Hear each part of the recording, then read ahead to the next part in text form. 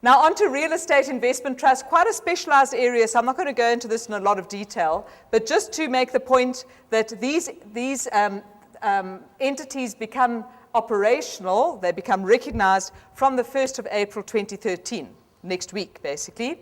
And the idea is, although it's called a real estate investment trust, this is not a trust in the ordinary sense of the word, because if you look at the definition, it immediately says it's a company. All right, so a bit confusing. There's a real estate investment trust, but actually the form of entity is a company, and it must be listed on the stock exchange.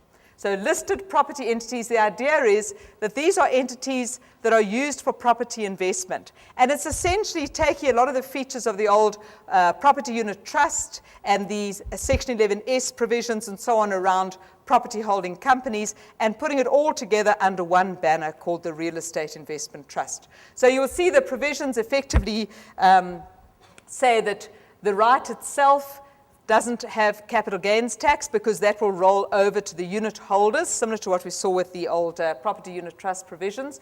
The unit holders will be taxed on those amounts.